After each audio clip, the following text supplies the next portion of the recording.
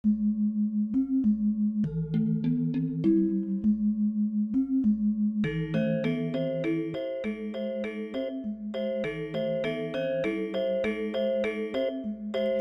Sobat Kelungkung, kalian tahu nggak sih apa kerajinan yang ada di objek wisata Desa Kamasan? Ternyata Desa Kamasan memiliki banyak sekali kerajinan tangan. Salah satunya yaitu lukisan wayang Kamasan. Lukisan wayang Kamasan ini sudah menjadi pekerjaan pokok masyarakat Desa Kamasan sendiri. Nah Sobat, kalian tahu nggak sih asal mula adanya lukisan wayang Kamasan ini? Jadi, cikal bakal seni lukis di Bali bermula di sebuah desa yang bernama Desa Kamasan, tepatnya di Kabupaten Kelungkung.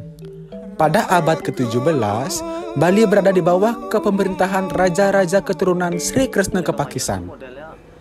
Salah satu raja Kresna Kepakisan, yaitu Dalam Watu Renggong, pada suatu hari dihadiahi sekotak wayang oleh kerajaan Majapahit. Sang raja kemudian memerintahkan para pelukis istana untuk melukisnya secara massal. Lalu, terpilihlah salah satu pelukis yang berasal dari Desa Kamasan, yang memiliki lukisan yang sangat dikagumi oleh raja dan berkembang sampai saat ini. Selanjutnya, membuat sketsa dan finishing memakai penayib dari pohon caka. Kuasnya sendiri menggunakan bambu tali yang ditumbuk hingga berbentuk kuas. Bahan ini tetap digunakan di zaman modern ini karena apabila menggunakan kuas zaman sekarang, maka akan mempersulit untuk penyerapan warna. Selanjutnya ada kerang yang digunakan untuk menghaluskan atau menyetrika kain atau yang akrab dikenal dengan ngerus agar licin dan biasanya dipakai saat awal membuat kanvas. Nah, kanvasnya sendiri terdiri dari kain belacu atau katun tenunan Bali yang diberikan bubur tepung beras, kemudian dikeringkan serta dilicinkan oleh kerang, maka baru bisa digunakan untuk landscape. Lukisan wayang Kamasan ini masih menggunakan alat dan bahan tradisional loh. Dari zaman nenek moyang, menggunakan bahan alam seperti batu pere untuk warna kuning dan merah kecoklatan, warna biru dari daun taum yang dijadikan serbuk, warna hitam dari serbuk jelaga lampu atau buah camplung yang dibakar, warna putih dari tanduk kijang atau menjangan. Namun, karena saat ini sulit didapatkan, maka diganti oleh tulang kepala babi guling yang dibakar, kemudian putih-putih serbuknya diambil. Semua warna tersebut diproses menggunakan lem yang diberi air di atas piring hingga mengental. Ketika sudah lengket, baru deh bisa dijadikan warna. Kalian udah tahu kan sekarang tentang lukisan wayang Kamasan? Oh iya sobat, setelah mengalami perkembangan zaman, lukisan wayang Kamasan ini tidak hanya dilukis menggunakan kanvas, melainkan saat ini sudah biasa dilukis di media seperti soasi, pajangan-pajangan hias, seperti topi, capil, kepet, bahan-bahan dekorasi lainnya. Biasanya lukisan ini dilukis menggunakan tema seperti dewa-dewa, Mahabharata, Ramayana, dan kehidupan sehari-hari. Oke Sobat, saat ini kita sudah mewawancarai pelukis wayang Kamasan dan kita akan berbincang-bincang sedikit mengenai lukisan wayang Kamasan ini. Baik, kali ini saya sedang bersama Ibu Wayan Sriwedari di Desa Kamasan, Kelungkung. Mari kita bertanya sedikit seputaran wayang Kamasan yang berasal dari Kelungkung. Ibu, bagaimana sih kira-kira cara mempromosikan wayang Kamasan baik kepada masyarakat lokal maupun turis asing? Ya, untuk pemasaran lukisan Kamasan ya, sebelumnya kita menunggu tamu ya. Nah, sekarang sudah zamannya teknologi ya, banyak media sosial yang bisa dimanfaatkan untuk memasarkan lukisan ya.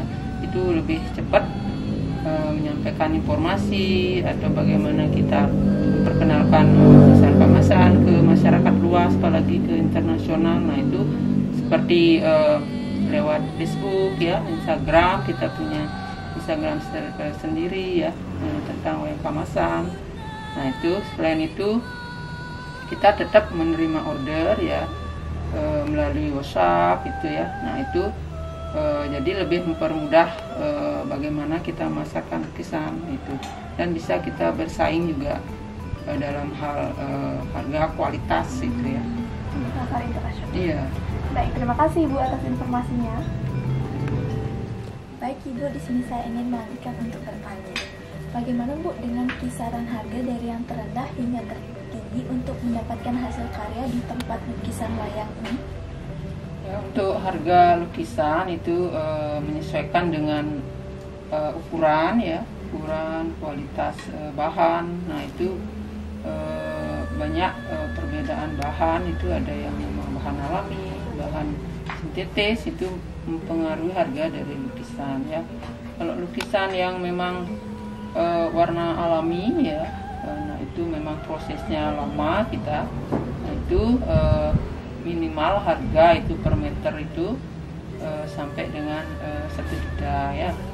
Kalau yang sintetis, nah itu 1 meternya itu berkisaran 500 ya.